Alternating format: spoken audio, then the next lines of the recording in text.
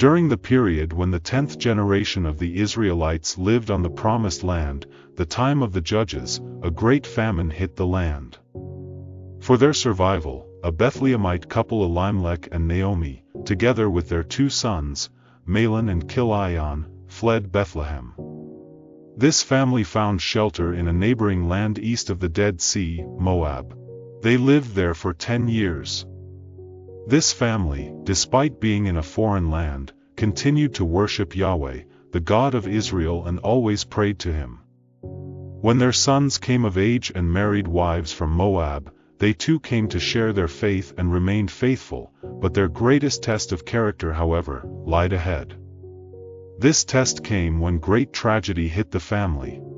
Elimelech and his 2 sons all died, leaving behind the aged Naomi and her 2 daughters-in-law, Orpah and Ruth. Now, these 2 women did not have children with their deceased husbands, and with the death of their husbands meant they did not have much to live for. In any case, Naomi had received word that the famine in Israel had now cooled, so she had planned to go back home. On the day she marked for her return to her homeland, Naomi called her 2 daughters-in-law to talk to them. Naomi told them about her intentions to leave Moab, but not before she hailed them for their unwavering loyalty and commitment throughout the years. She praised them for their submission to their husbands while they lived, and blessed them for their continued servitude towards her even after their husbands were no more. Now, tradition permitted that both Orpah and Ruth remarried the brothers or relatives of their late husbands, but Naomi had no other sons left, and her relatives were also back home in Bethlehem, so it was best for Orpah and Ruth to go back to their families, she told them. You would imagine that Naomi's words would give these women the leeway to run back to their parents, but in a rather shocking turn of events, Naomi's words touched Orpah and Ruth to the point of uncontrollable grief and tears. And despite the uncertainty and risk that lied ahead, they insisted that they were not ready to part ways with their mother-in-law just yet. But if Orpah and Ruth did not know what great adversity they would be facing in Israel, they at least knew that the law there had prevented Moabites from joining Israelite community for about 10 generations now.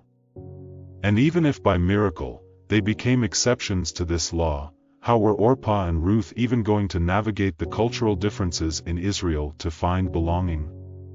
Put this way, Orpah chose familiarity and remained in Moab. But for Ruth, this was a pretty straightforward decision. Ever so selfless and loyal, Ruth wasn't even thinking of herself and what hostility she would be facing in Israel. All she cared about was her aging mother-in-law, whom she felt she could not neglect. Ruth had also come to trust Naomi's God and had grown in faith so much that where her colleague, Orpah, saw danger and hostility, she saw the avenue for God's protection and tender love. In her mind, she couldn't imagine a life without Naomi because there was only one safe haven, that is, wherever Naomi was. Very determined in mind, Ruth followed Naomi to Bethlehem. Naomi and Ruth arrived in Bethlehem when the barley harvest was beginning. Their arrival caused a stir in town for many reasons. Only 10 years ago, Naomi left with a full family behind her, but she now returned almost alone with Ruth, a foreigner by her side. If day one was this unwelcoming, now imagine the weeks and months that followed. Was Ruth ever going to survive here? Always attuned to the times, Ruth understood the weight of responsibility that lied on her shoulders, and she looked ready for it. In the next days, like many of the women at the time, Ruth went gleaning off the harvesting fields, so she could be able to provide food for herself and her beloved mother-in-law. God being so good, she found herself on none other's field than Boaz's, a relative of Naomi's. Now, in ancient Israel, they had this law called the gleaning law, where farm owners left a portion of their harvest for the poor and vulnerable. This law can be found in Leviticus chapter 19 verses 9 and 10. As Ruth and other women gleaned on the field, because the Lord favored her, Boaz also noticed her. In any case, Ruth's values of profound love, loyalty, and good manners preceded her, and Boaz, like most of the Bethlehemites, was simply dazed on finally meeting this amazing woman in person, and he had the kindest of words for her. He permitted her to glean on the field until the end of harvest, then he even put her safety into capable hands. In all honesty, this was the first time Ruth had felt this welcome in a while, and she expressed her gratitude and shock in chapter 2 verse 10, "Why have I found such favor in your eyes that you notice me, a foreigner?" She pleaded with Boaz, "May I continue to find favor in your eyes, my lord? You have put me at ease by speaking kindly to your servant, though I do not have the standing of one of your servants." These words touched Boaz, and he invited her to dine with him and his men. For all that she had been through, Ruth's fortunes were now beginning to turn for good. He offered her bread and vinegar, then later, roasted grain. For all its nutritional benefits, roasted grain served as a quick energy boost for workers in ancient Israel. So you could say that with this generous offer, Boaz was already showing his interest in Ruth's welfare beyond mere obligation. Ruth ate till she was full, but there still were leftovers. When she returned back to the field to glean, Boaz instructed his men to pull out some stacks for her from the bundles, so she wouldn't struggle so much to gather enough barley to take back home. Ruth returned home to Naomi in the evening with her abundant gatherings that day. She gave her mother-in-law the leftovers she had reserved from mealtime, then she told Naomi all that had happened, especially how kind Boaz had been to her. Naomi couldn't be thankful to God enough for this pleasant coincidence, because if there ever was one man whom she wanted Ruth to impress, it was Boaz, their guardian redeemer. In ancient Israelite law, a guardian redeemer was a close relative responsible for continuing family lineage, and in the case of Ruth, a childless widow, her entire family's existence rested on a guardian redeemer from her late husband's family marrying her and reproducing a child. Now this final part is crucial for Ruth's story. She had performed all her moral obligations to her only family left, but she now had a natural obligation to fulfill, that is to find a husband, bear a child, so Naomi's line doesn't die out. Naomi's husband had sold his family land prior to leaving Bethlehem, but with a redemption clause.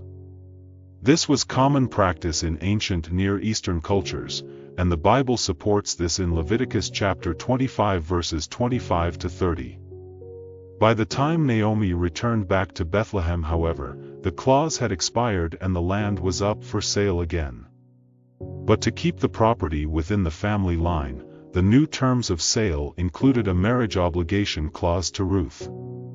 At the same time, Naomi knew her people and their nationalistic sentiments, that if Ruth didn't force her situation, no man would come forward to claim her. So, when it was time to winnow the harvested grains, she instructed Ruth to go visit that one man who had a heart big enough to see past her foreign identity since she arrived, Boaz. Naomi gave her further instructions to look as womanly elegant as possible, and once she had arrived at the grain yard, she should take note of where Boaz would sleep and lay at his feet. That night, Ruth did everything Naomi had told her, and Boaz, after eating and drinking, went to bed at the far end of the grain pile. As he took to bed, in high spirits, Ruth took note of this, and sneakily went to lay at his feet. In the middle of the night, Boaz awoke and found Ruth at his feet. In great shock, he asked her what she wanted, and Ruth replied, "Spread the corner of your garment over me." In reality, this was a marriage proposal, and Boaz was touched by Ruth's boldness, and also, her humility to have considered him a worthy husband, because Boaz was relatively old for her match. In any case, he had already portrayed how much he cared for her well-being, so why not formalize it? But according to the law of guardian redemption, Boaz was second in line, and could only marry Ruth when the first in line had foregone the option. Boaz, later in the day, summoned 10 elders as well, the supposed rightful guardian redeemer, to address this issue. This supposed Redeemer was happy to claim the land, but not Ruth, because marrying Ruth posed potential inheritance complications to his own family line. He already had sons. At this, Boaz, who had no heirs, gladly redeemed Naomi's land and married Ruth. The 10 elders and the supposed guardian redeemer all served as his witnesses. Ruth now identified as an Israelite by law. God blessed Boaz and Ruth with a son, Obed, and Naomi could not hide her joy. Obed later fathered Jesse, who also fathered David, the king, making Ruth David's great-grandmother. From a foreigner whose past generations weren't allowed to join Israelite communities, to playing a crucial role of birthing Israel's royal line. Only genuine faith, loyalty and love, irrespective of nationality, could make this possible.